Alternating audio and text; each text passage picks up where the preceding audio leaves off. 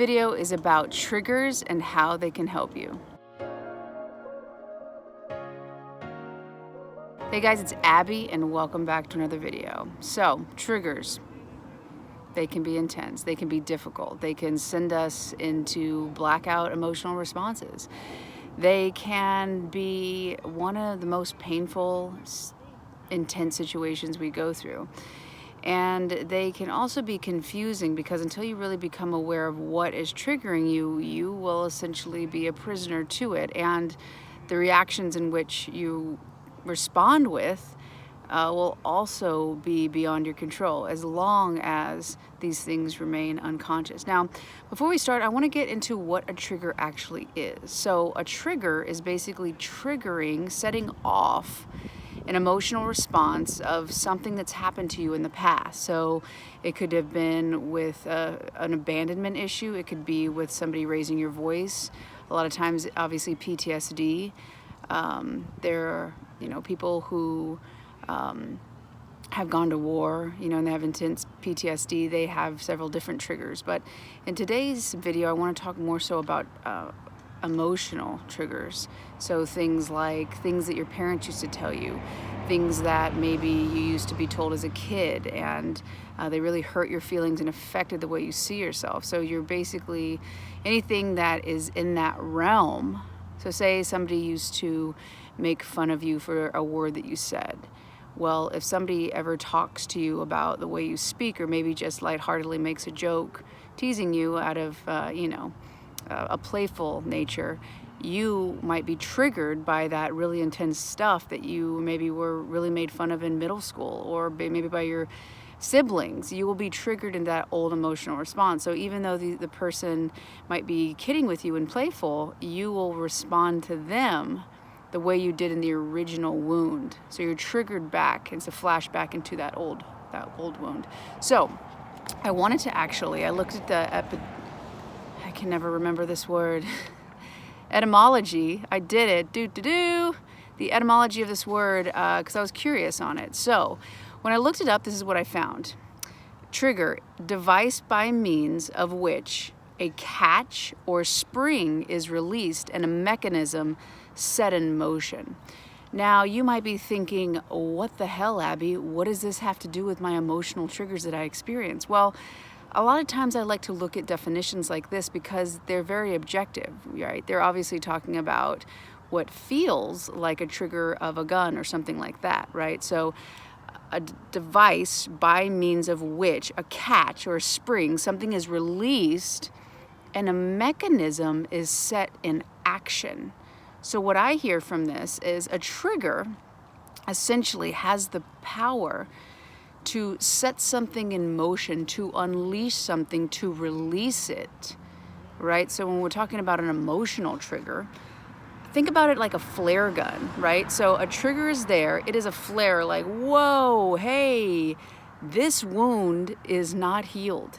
It needs your attention, it needs your love, and it needs your focus, because until it is healed, you're going to continually respond to it subconsciously a lot of times until that subconscious awareness comes to your conscious, until that subconscious reaction comes to your conscious awareness, you'll continually respond to it and react to it and snap. And then maybe you look back and you're like, oh my God, why am I acting like this? What is going on? Like, you feel the intensity. It's undeniable. It's indescribable. You can't really explain it, but by God, you can feel it. And it overpowers you a lot of the time because the trigger is there to set in motion your awareness to come online, to become aware of this thing that's been subconscious, that's been unconscious to you.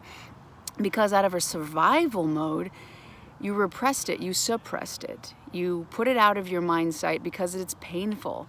And who wants to just hold something that's painful? No one. So what do we do? Rather than getting into it, which can be harder, which can feel more painful. Just like as if you had an infection on your leg and say you couldn't get treatment for a while and it started to get infected, well, it actually hurts more potentially. Sometimes it becomes sore, and maybe that infection is growing deeper into your flesh. And so that's a weird word to use, into your body. Anyway, it's really painful. So in order for your body to heal once an infection starts in, you got to clean it out. And that clean out process is painful. It's uncomfortable.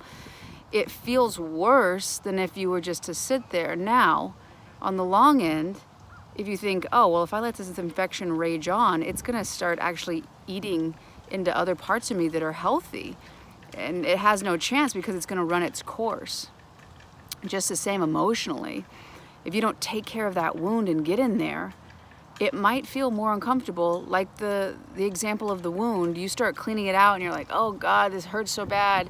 But you understand though, through that pain, there's going to be healing. And at a certain point, all that wound gets cleared out and you're able to start healing. And eventually there is no pain. Eventually it's just a scar, it's a memory, it's something you could learn from. Exactly the same emotionally, that's what happens. You have this pain, you have this trigger to send out a flare so that hopefully your awareness can pick up this unconscious thing that you have put out of your mind sight because you didn't want to hold it. You couldn't hold it at the time as a survival mechanism kicked in, and it's trying to protect you and keep you safe. So it's trying to keep you away from this pain. Well, really you just buried that pain. The pain is still there. You're just not aware of it. So the trigger kicks on in hopes that you'll set in motion and release into motion a healing process.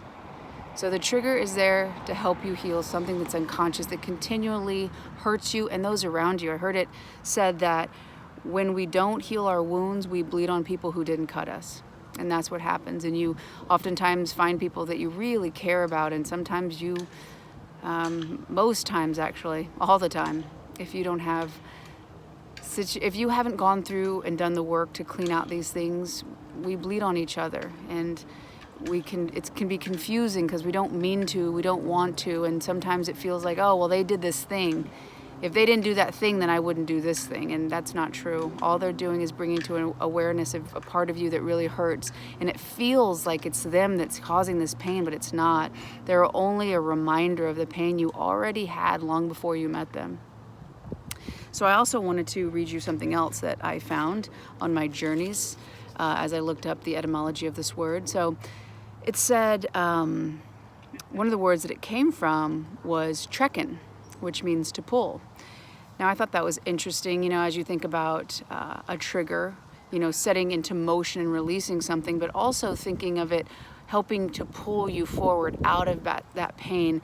And really, trekken, Trekken, think about the word trek, right? It's a journey. It's an adventure. It is going out and you're going to trek to some other destination. So the trigger, which is derived from trek, it's about this journey through this process, not about the destination necessarily, but the trek in the meantime, and the healing and the evolution and the awareness gained of yourself and others, and a different perspective you have of this world, which will automatically change your life because it'll change the way you see everything. Most importantly, the way you see yourself, the way you're able to interact with other people. The more intimately you can see into your own soul, the more you can connect. Ooh, looks like the universe is feeling the sign. The wind just did a big gust. But the more you can connect with others, the deeper you can connect with yourself, the more you can see clearly you, the more you can see clearly others, and not project your things onto them, and also be able to see when they're projecting and they're being triggered by something that you did, even though it has nothing to do with you. You do play a small part, and there is responsibility in that. But these real strong reactions, when you think about the example I said earlier, where someone's teasing you out of some playful place in their heart, and you take it really personally because it's basically recalling and bringing up to cue this pain that you've had all these years. So it's just this sitting infected wound, and they pushed on it. They didn't know it was there, and you didn't either, because it's been so repressed. And now this trigger, this moment, this flare gun is giving you an opportunity to trek through to another destination and to pull yourself through to a higher level of awareness and self-care, really, and to be able to set into motion a part of yourself and to release these emotions so that they can be healed. That is really what a trigger can do. It can help you heal. And I really encourage you and wish you all the best. It does take a lot of courage and a lot of vulnerability to step into that healing. It's not an easy thing, although it is simple. It takes bravery and courage and really self-love to allow yourself to heal from those past wounds and understand that it no longer has to be a part of you in the future, and you can heal it starting now. So you have my support. I love you. Thank you so much for watching this video. If you liked it, please hit like. If you haven't already, please hit subscribe, and the bell notification lets you know as soon as I release my next video, which is every single day. I'll see you on the next one.